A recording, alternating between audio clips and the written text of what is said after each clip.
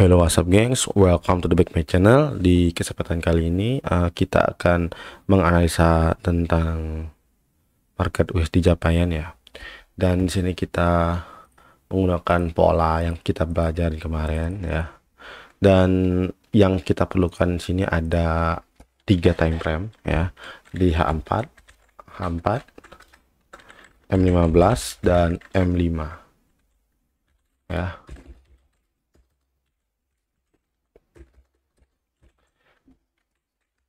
M15, M5.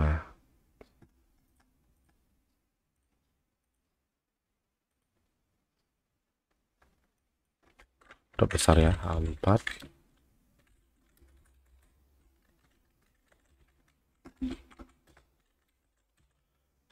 M15, M5. Di sini kita fokus time frame-nya itu ya, ada 3 time frame ya, dan masing-masing time frame ini memiliki fungsinya ya. Nah, sekarang kita cek di H4. Seandainya tren market di H4 seperti ini trennya, maka ini dia ambil liquidity ya, dan di atas ini dia membuat liquidity baru ya. Jadi kayak begini konsepnya ya, di H4, teman-teman. Kalau di M15, kita bisa lihat bahwa tren ini sebenarnya sudah begini ya. Jadi liquidity yang H4 ini sama dengan BOS M15 ya, dan ini inducementnya ya. Oke, karena kita udah tahu trennya M15 sudah valid menjadi BOS ya, yang kita lihat di sini adalah rule-nya adalah kita harus lihat efisiensi ya, inefisiensi atau imbalance ya. Ciri-ciri imbalance tuh kalian sudah paham ya, nggak usah saya bahas lagi. Kalau kalian mau kurang ngerti, kalian bisa nonton video saya yang sebelumnya tentang imbalance. Kedua, kalian harus tahu tentang struktur market shift ya.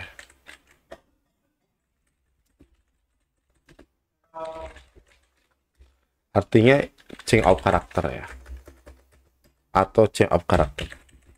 Jadi kalian harus pahami ini dulu ya. 1, 2. Nah, yang terakhir adalah kalian harus paham tentang supply and demand ya.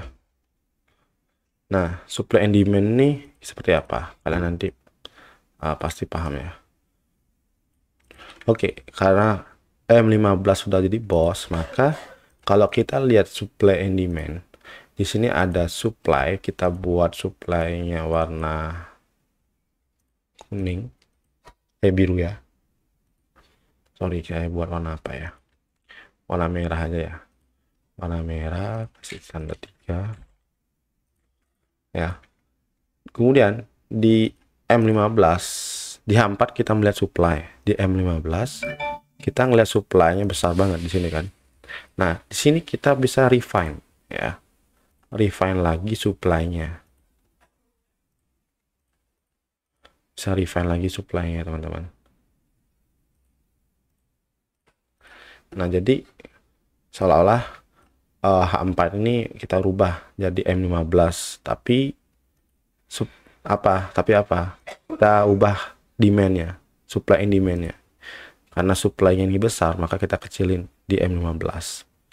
Nah, syaratnya untuk kita mau supply-nya itu di bawah ada demand zone, imbalance atau efisiensi ya, yang kosong ya. Anggap ini adalah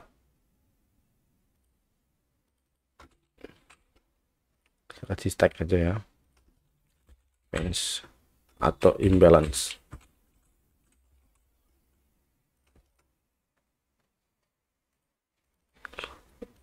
Di dalam.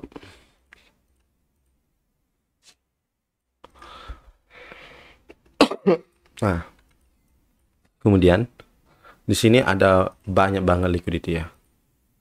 Nah, kita yang akan lihat seperti ini. Nah, kalau seperti ini ada liquidity. Kita wajib juga harus sertakan liquidity-nya. Nah, kalau harga ngebreak ke bawah, ya wajar ya liquidity-nya begini. Terus harga naik ke atas. Nah, di sini kita lihat di M15 harga sudah ngetap supply-nya ya. Yang harus kita lakukan adalah melihat di time frame kecil ya, yaitu di M15. Sorry, di M5.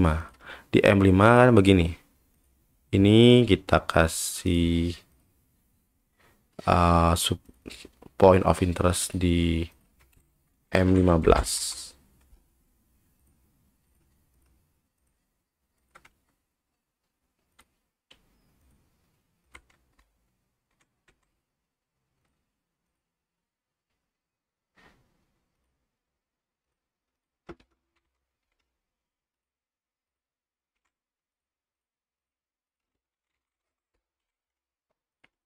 Nah, di M15 nih harga ngubah struktur.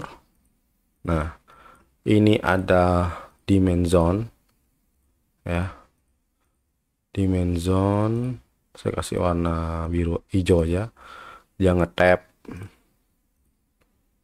Terus dia harga sudah nyentuh yang di sini ya. Ya, jadi kayak ini punyanya di sini. Ya, ini ya. Dibesarnya di M5.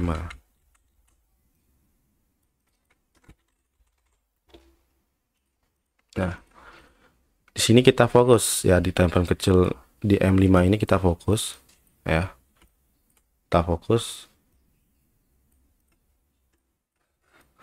Di sini pasti ada demand juga. Nah, kemudian ini sudah di sweep. Oke, di sweep oleh harga. Harga kemudian turun, ngebreaknya itu ada yang syarat yang bagus tuh ada imbalance ya. Ada imbalance di sini. Itu sangat bagus ya. Misalnya ada imbalance di sini. Itu sangat bagus.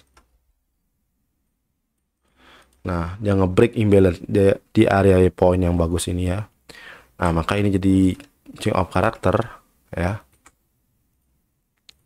Sehingga kita juga lihat nih sebelah kirinya sebelah kanan ini ya. Sini juga harus ada imbalance ya. Ini sudah di break ya demandnya, maka kita mencari supply.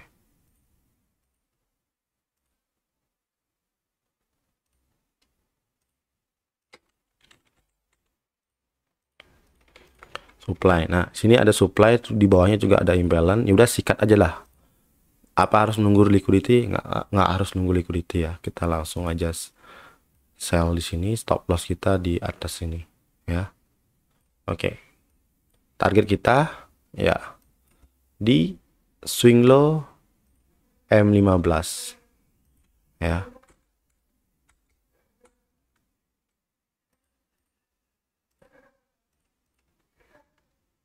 Nah, itu target kita di sini ya, di M15. Nah, seperti itu ya teman-teman. Jadi kayak gini ya pembahasan kita hari ini. Langsung aja kita langsung ke chart ya. Kita langsung ke chart. Di sini kita buka H4 sudah. Ya, kita hapus dulu nih. Pertama, kita cek dulu trennya.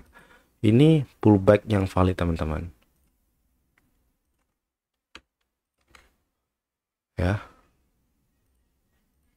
Nah, ini sudah valid ya pullbacknya.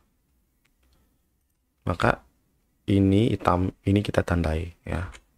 Ini jadi boss di boss ya di M15. Tapi kalau di H4 ini sebenarnya dia baru ngebuat liquidity dan ini adalah inducementnya ya. Sehingga kita bisa menunggu harga naik ke atas, nunggu break terus turun begitu. Ya benar. Cuman kebanyakan harga lebih sering mantul di sini ya.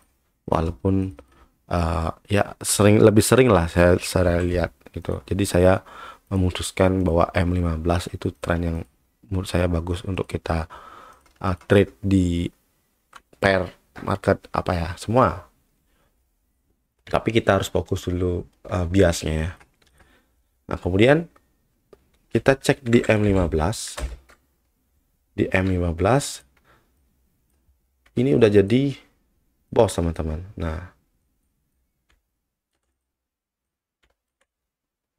udah jadi boss ya. Ini swing high yang valid, swing low valid, swing high yang valid. Bahkan ini jadi boss karena apa? Karena dia ambil inducement ya, sehingga ini jadi valid. Nah, yang harus kita lakukan adalah mencari inefisiensi ya, imbalance ya. Di sini ada imbalance kosong ya. Kita kasih warna, misalnya kasih warna apa ya teman-teman? Hijau ya, hijau. Sip aja. Lupa imbalance ya, imbalance. Nah, kita marking imbalance-nya sudah. Kemudian kita kasih point of interest-nya warna biru atau merah ya, supply ya. Yang kita tunggu adalah harga ngebuat liquidity baru, terus dia nge-sweep ke atas. Apakah ini bisa? Nah, ini nggak bisa ya teman-teman ya, karena ya sudah nggak ada imbalance-nya, jadi high probability-nya nggak ada. Oke, kita lanjut aja.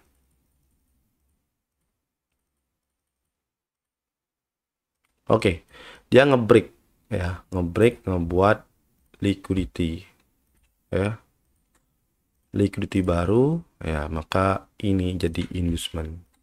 Sehingga kalau kita ngelihat di H4 ya, trennya biasa turun begini, cuma di M15 sudah kayak begini ya. Ini belum jadi swing low valid ya, karena dia belum ambil liquidity ini ya. Yang harus kita tunggu adalah dia nge-sweep dulu liquidity-nya, dan kita akan marking harga di sini ya, point of interest-nya, dan menunggu dia tap ya. Nah, lihat dia buat baru lagi ya. Dia buat baru sehingga apa teman-teman? Sehingga liquidity-nya pindah ya. Inducement-nya pindah di sini jadinya. Ya. Ini liquidity-nya ya, yang baru di sweep. Ini pindah inducement-nya di sini. Sehingga kita bisa marking mana sih imbalance-nya. Nah, imbalance-nya itu ada di sini. Ya. Ini kasih warna hijau ya. Kita kasih warna imbalance lagi, kasih imbalance lagi ya.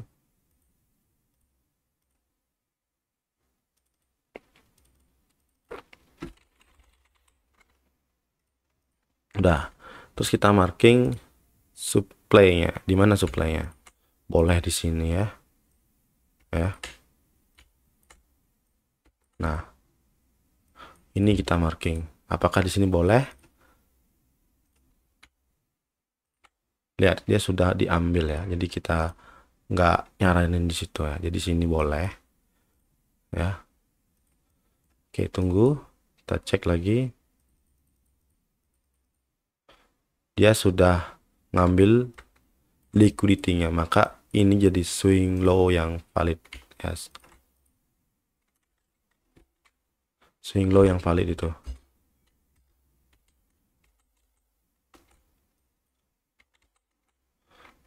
Saya cek di H4 seperti ini ya teman-teman.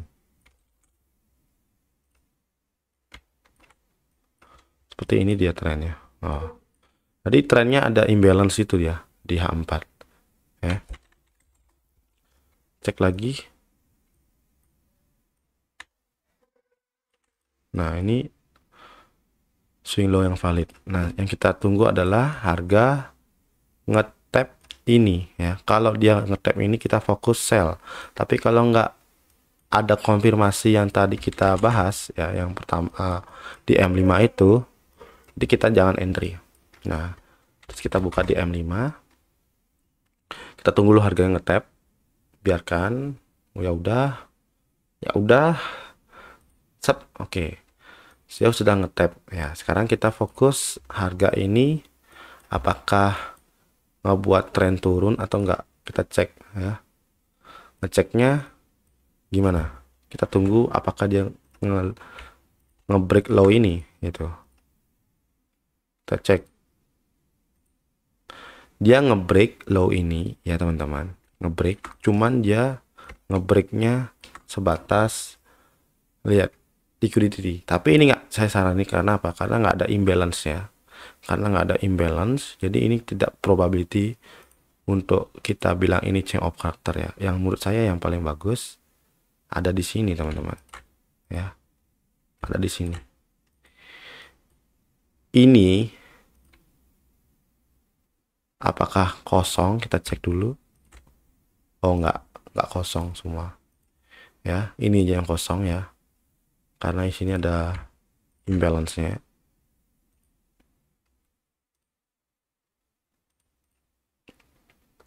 Ini demand-nya. Ya. Oke, lanjut.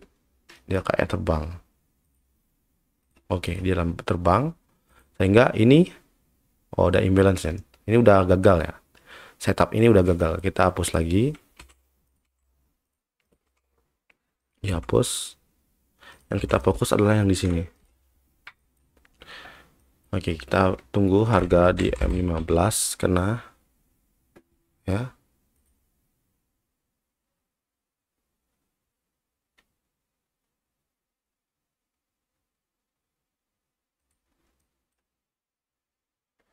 Lihat.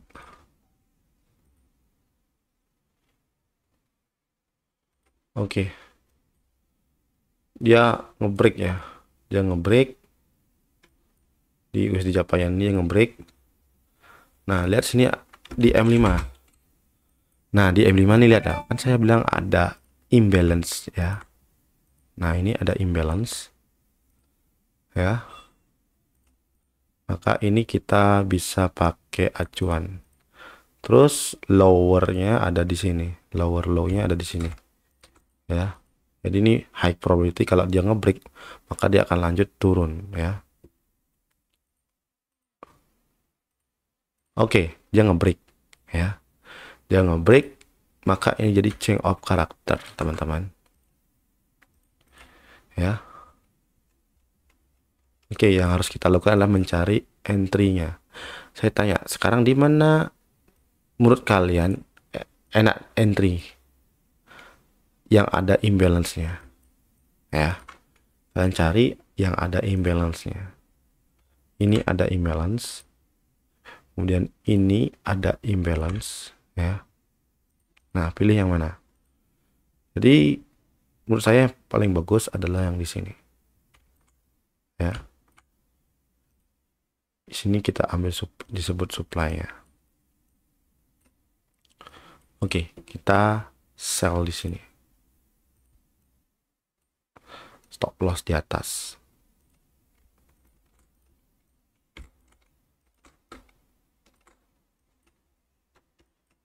Dan target kita di M15 ya, lower low-nya. Apakah ini bisa gagal teman-teman? Ini bisa gagal teman-teman. Kalau kita cek di H4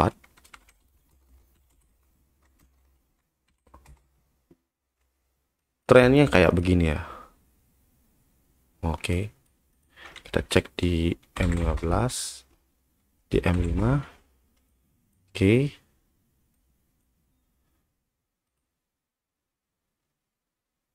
Oke, dia sudah kena entriannya. Sekarang dia berjalan kemanakah? Apakah dia turun atau tidak? Kayaknya masih jalan ya.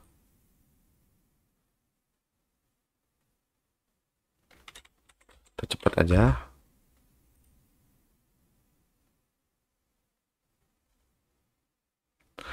Oke, dia sampai sini ya teman-teman. Masih berjalan teman-teman.